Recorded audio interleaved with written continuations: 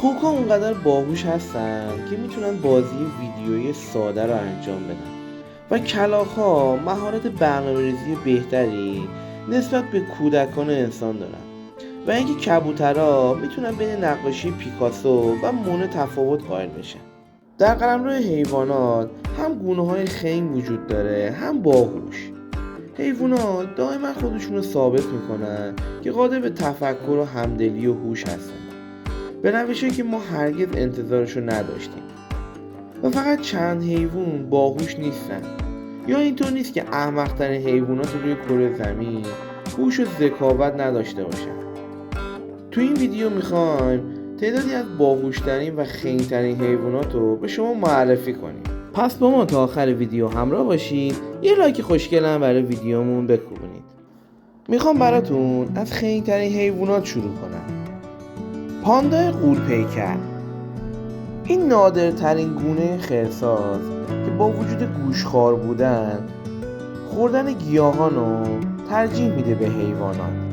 همچنین کم رومانتیک ترین موجودات دنیا هستن و سوابق ضعیفی در پرورش و مراقبت از فرزندان خودشون دارن، چیزی که میتونه اونا رو در آینده نزدیک منقرض کنه. در واقع میتونن تا حدی پیش برن که نوزاد خودشون رو بکشن تا از اونا سیر بشن.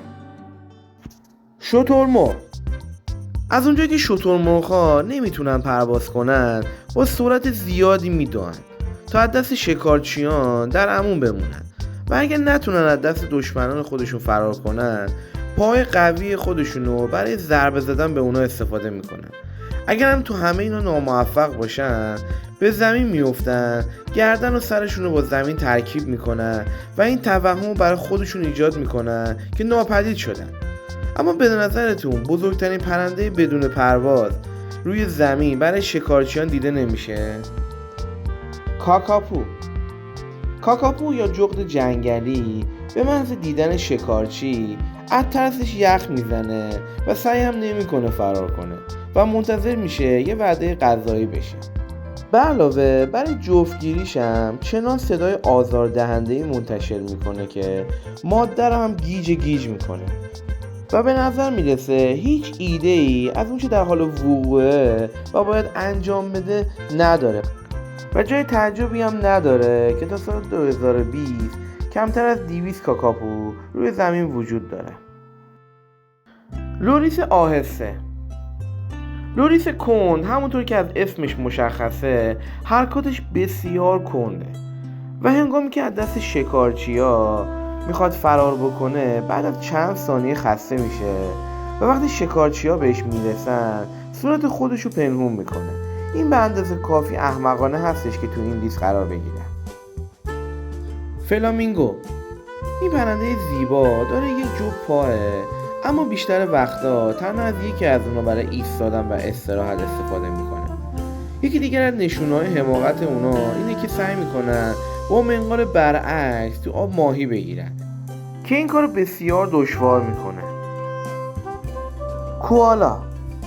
کوالا عمدتاً از برگ‌های اوکالیپتوس که کم مغذیه تغذیه میکنه که هضم اونم حتی با 4 معده دشواره. عدم رعایت بهداشتشون باعث میشه که ناقل بیماری‌های زیادی باشن و نکته جالبش اینه که اگه نتونن غذای مورد علاقه خودشون رو پیدا بکنن ممکنه از گرسنگی بمیرن. تنبل. تنبل‌ها بسیار آهسته حرکت میکنن حتی اگر با شکارچیان خودشون روبرو بشن. بیشتر وقت خودشون رو با خوابیدن روی درخت‌ها میگذرونن، اما اونجا هرگز مدفوع نمیکنن و هر هفته برای دفع به زمین فرود میان و دوباره بالا میرن. اشتباه گرفتن اندام خودشون با شاخه‌های درخت باعث سقوط اونا میشه و میمیرن. خب حالا میخوایم بریم سراغ باهوشترین حیوانات. دلفین ها. دلفین ها یکی از باهوشترین گونه های روی کره زمینن. اونا هم تو یادگیری خیلی خوبن، هم تو تقلید کردن توانایی بالایی دارن. کلاغ‌ها. کلاغ‌ها پرندگان بسیار باهوشی هستن.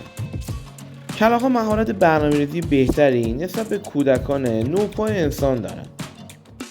کلاغ‌ها علاوه بر استفاده از ابزار میتونن توابع ریاضی اساسی و مانند جمع و تفریق رو انجام بدن. خوک‌ها نمونه کلاسیکی از حیواناتی هستن که بسیاری از مردم رو با هوش خودشون شگفت زده میکنن. خوک‌ها اونقدر باهوش هستن که میتونن بازی‌های ویدیویی ساده انجام بدن و میتونن یاد بگیرن چگونه پازل ها رو کامل کنن. شامپانزه ها یکی از باهوشترین گونه های روی زمین هستن. انسان ها 99% از دی نشون رو با شامپانزه ها مشترک دارن، بنابراین جای تعجبی نیست.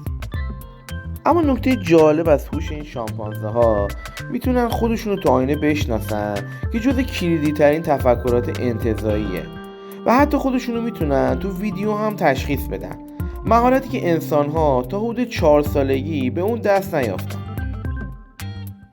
فیل ها تعبیر فیل ها هرگز فراموش نمی کنن به دلیلی وجود داره. این موجودات غول‌پیکر بسیار باهوش هستن.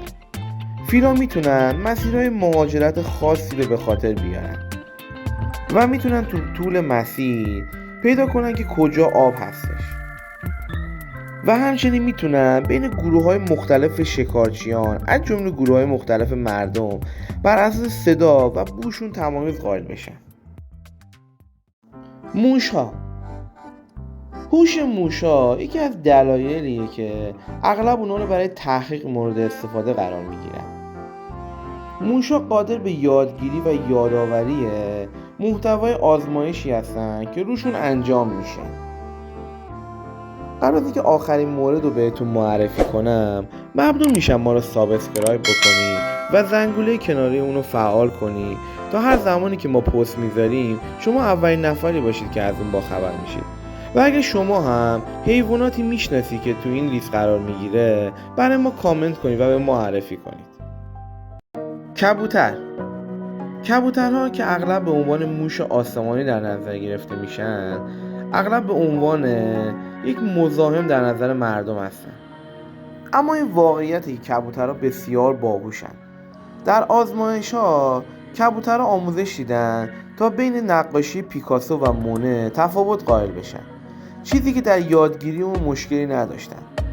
اونا بعدش تونستن آموخته‌های خودشونو برای تفاوت بین آثاری که قبلا نشون داده نشده بودن به کار ببرن و تفاوت بین دو سبک هنری رو بیان کنن. در آخر باید بگم محققان به طور مداوم از هوش حیوانات شگفت زده میشن و اینکه اونا چقدر میتونن باهوش و توانا باشن و نحوه رفتار و تعامل ما رو با حیوانات در زندگی روزمره رو به چالش میکشن و اینکه این حیوانات رو تبدیل کردیم فقط به حیوانات خونگی یا مورد آزمایشگاهیمون و یا در نهایت به عنوان سرو ناهار و شاممون استفاده میشه.